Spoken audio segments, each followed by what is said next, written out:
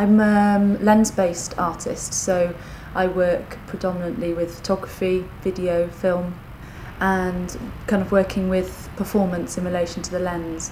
So very interested in the relationship between kind of my body and space, and sometimes that is kind of manifests itself in a series of still photos, sometimes that manifests itself in a video. I've recently made a piece of work in Barmouth as part of a project there where I wasn't in my work for the first time, and it was actually a narrative film that I made that had a beginning, middle and end. Prior to that, most of my work is quite abstract. This time I actually made a film that had a definite narrative to it.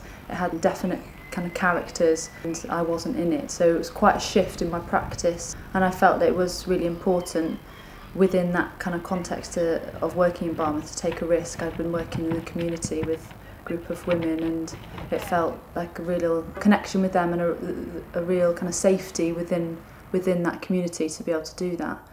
But normally I work with myself and the lens and my surroundings.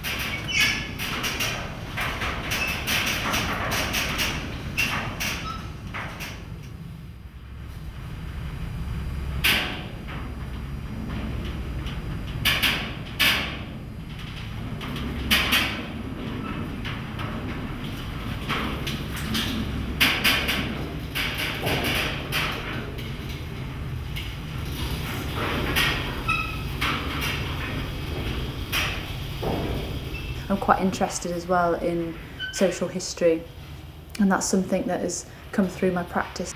I'm very interested in people's stories and what happened to people, and how places have changed, how buildings have changed, how their usage has changed, and kind of using that as a starting point and a kind of starting point of research, and then seeing how that develops into an idea and potentially a film or a series of photos or a performance.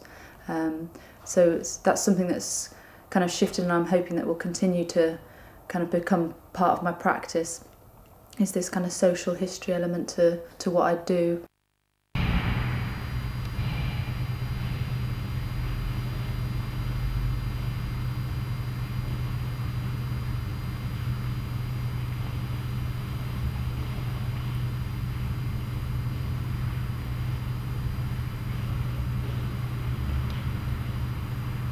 I never show these publicly, I have to say, actually. One of the ways that I work, it's usually just almost like the beginning of ideas, and then quite quickly I move away from collage into photographs or make videos or performance. It's really a kind of way of exploring something through space. So I kind of call them drawings, but I'm not really actually drawing, I guess. I'm using maps or birds or insects or animals kind of in relation to the space of the paper, and just kind of playing around with that and not being too conscious about what I'm doing really. It's a kind of way of exploring loosely kind of ideas. This one is a kind of continuation from the project that I did in Barmouth with the National Theatre of Wales, and kind of really liked the maps that I found on the internet and from my research of Barmouth. And just really felt that I wanted to just kind of explore with those and create another landscape, if you like, out of Barmouth that's two-dimensional but has a kind of three-dimensional feel to it. It looks a little bit like Manhattan, I've realised whilst we've been talking, but it's kind of, yeah, just creating another narrative or another version of the truth, I guess, is kind of what's quite interesting about it. These working in a similar way is kind of an unexplained narrative to them, you know, kind of, and I don't know, I'm never 100% sure what I'm kind of exploring. I just use them as a way of, unconsciously I guess, as a way of just exploring ideas. But but like I said, they never get seen until now. They're very personal. I find it really hard to articulate what they're about, really. And quite often I'll come and make a cup of tea, and I might just sit and think. Well, I do just sit and think a lot of the time. And, you know, I might do some kind of drawings or play around with kind of collage stuff, or, you know, I might have just picked up some films and I'll just lay all of the images out and just have a look at what I've got and think about ideas and how they might develop. You know, think about the scale of things and how the images kind of work together. So it's very much my kind of space, really. It's kind of like an extension of my head. Yeah, it's quite a private space for me, and a space where I can come and I don't have to kind of explain necessarily what I'm doing. I guess it's a bit like a mirror, kind of reflection of the thoughts, a way of you being able to see your ideas or your thoughts kind of reflected back at you.